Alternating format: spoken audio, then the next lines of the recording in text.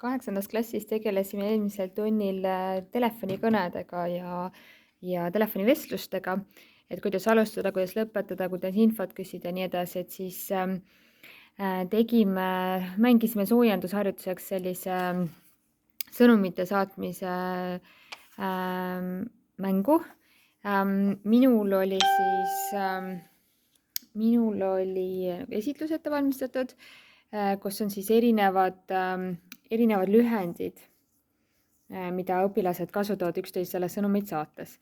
No näiteks siin esimene see you, eks ju, to be honest ja nii edasi.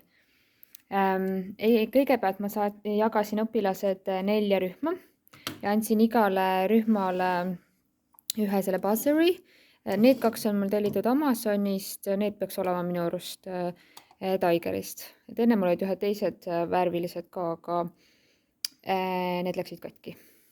Ühesõnaga, mina näitasin sealt siis seda